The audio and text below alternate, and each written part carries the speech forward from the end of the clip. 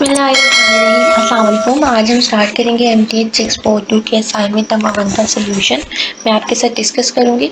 MTH 642 के assignment number 1 का ये क्वेश्चन है। आपके पास यहाँ पे दो क्वेश्चन हैं। क्वेश्चन नंबर 1 के दो पार्ट बने हुए हैं, तो स्टार्ट करते हैं। ये एक इमेज अटैच की गई है। ये करेक्ट आपका असाइनमेंट का पूरी PDF नहीं थी, मैंने यहाँ पे इमेज अटैच किया, इसलिए ये आपको ब्लर शो हो रही होगी। अब हम स्टार्ट करते हैं। आपके पास यहाँ पे दो क्वेश्चन है। लास्ट डेट 13 नवंबर है। आपके पास जो क्वेश्चन नंबर 1 है वो कह रहा है कि कंसीडर अ सोप बबल। जो आपके साबुन के ऊपर बबल्स बन जाते हैं, वो सोप बबल आपने कंसीडर किया और आपने वो बताना है कि क्या उस सोप बबल का जो प्रेशर है वो अंदर की तरफ ज्यादा होगा या बाहर की तरफ ज्यादा होगा। तो is the pressure inside the bubble higher और lower than pressure outside. Explain with reason. तो आपने रीजन के साथ एक्सप्लेन करना है। इसके अलावा जो नेक्स्ट क्वेश्चन पार्ट है वो कहता है कि capillary rise greater in small और लार्ज डायमीटर ट्यूब। अब वो यहाँ पे कैपिलरी राइज की बात कर रहे हैं। हम जब क्वेश्चन को सॉल्व करेंगे तो साथ में इसको बता दूंगी कि यहाँ पे कि क्या बता रहा है वो आपको क्वेश्चन में, या क्या पूछना चाह रहे हैं। तो सोल्यूशन की तरफ चलते हैं। हमारा फर्स्ट पार्ट था कि सोप बबल जो बनता है, सोप के ऊपर जो बबल्स बनते हैं उसका प्रेशर इनसाइड ज्यादा होता है बबल का या outside. Lower than is the pressure inside the bubble higher और lower than the pressure outside. जो आउटसाइड वाला प्रेशर है उससे कम होता है या जो प्रेशर इनसाइड होता है वो उससे ज्यादा होता है। अभी हम इसके सोल्यूशन की तरफ चलते हैं।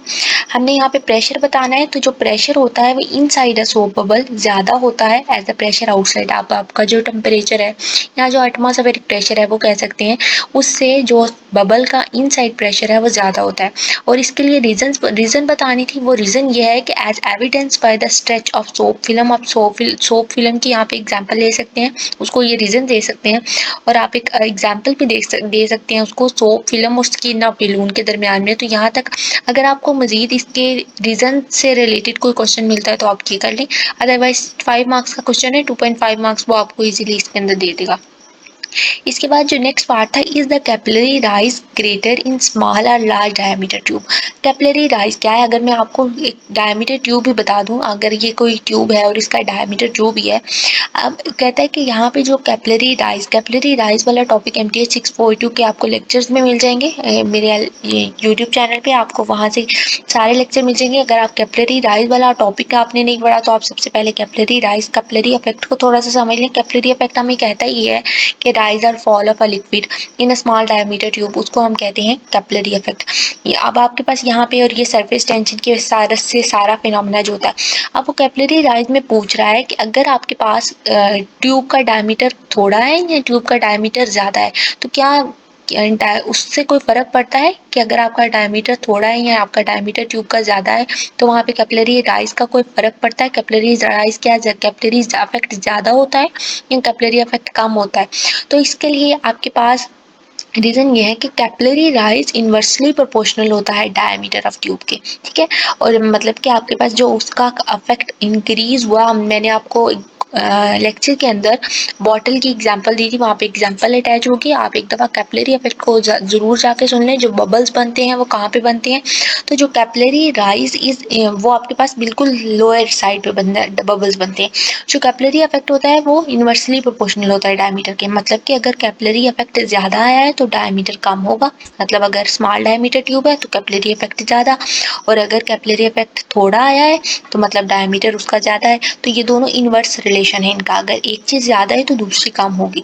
तो इसका मतलब है कि कैपिलरी राइज इनवर्सली प्रोपोर्शनल है डायमीटर ट्यूब के। और कैपिलरी राइज किस में ज्यादा होता है?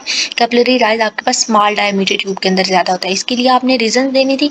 रीजन ये दे सकते हैं कि हाउएवर अगर ट्यूब का डायमीटर ज्यादा हो तो हो सकता है वहां पे कैपिलरी राइज हो ही नहीं, और there is no capillary rise और fall at it rather the upward rise of a liquid. जो आपके पास लिक्विड एकदम से उस वाटर का जो लिक्विड राइज होता है उसका प्रेशर अपवर्ड लगता है, वो हो सकता है occurs only near the tube walls. वो सिर्फ इस ट्यूब की वाल के बिल्कुल इधर इधर इंक्रीज हो सकता है कि ये दरमियान में वो कैपिलरी राइज हो ही ना, अगर आपके पास डायमीटर उसका ज्यादा है तो।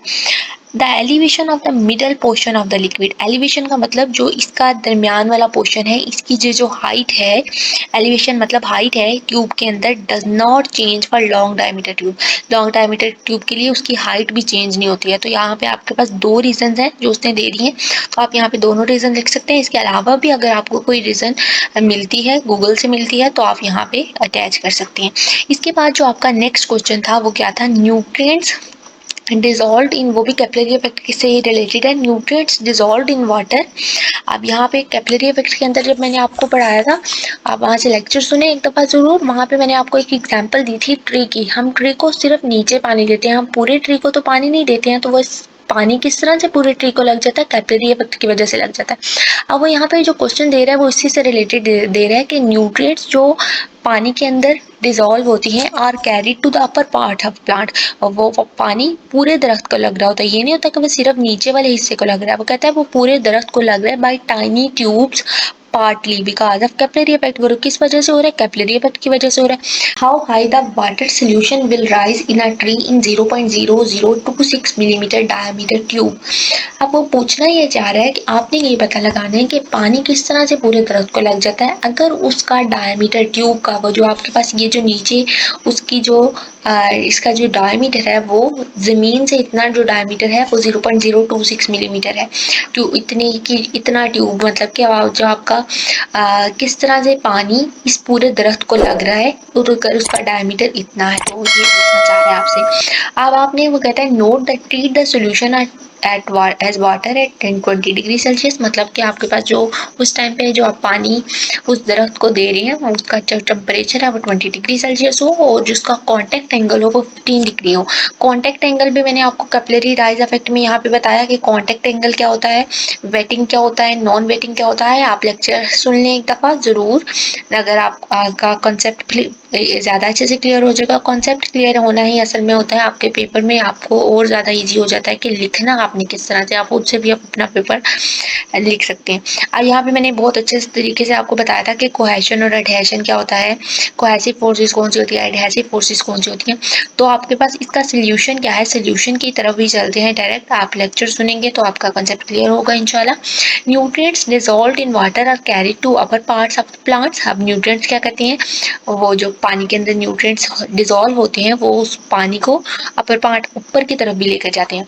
अब जो height to which the water solution rises in a tree as a result of capillary effect, वो पानी किसकी वजह से ऊपर जा रहा है, कैपिलरी इफेक्ट की वजह से ऊपर जा रहा है। अब आपके पास assumption क्या है, हम assumption ये लेकर चलेंगे कि जो उसका कॉन्टैक्ट एंगल हमें पता है 15 डिग्री है, ट्यूब डायमीटर, जो ट्यूब का डायमीटर है या जो आपके पास ट्री का डायमीटर है वो 0.026 मिलीमीटर है, वो एक कांस्टेंट वैल्यू है और उसका जो टेम्परेचर है वो 20 डिग्री सेल्सियस है। अब आपने इसकी सरफेस टेंशन फाइंड आउट करनी है। जब आपका कैपिलरी इफेक्ट था इसके ऊपर आपके पास सरफेस टेंशन का ही टॉपिक है ऊपर, तो अगर आप सरफेस टेंशन को समझ लेंगे और फिर कैपिलरी इफेक्ट का टॉपिक आता है कि किस तरह से सरफेस टेंशन की वजह से कैपिलरी इफेक्ट राइज होता है।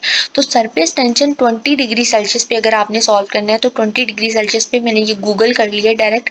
अगर आप सॉल्व करना चाहें तो यहाँ पे इन्होंने 7 सोल्यूशन भी बता दिया कि 20 डिग्री सेल्सियस पे आपके पास इसका डायमीटर किस तरह से आता है।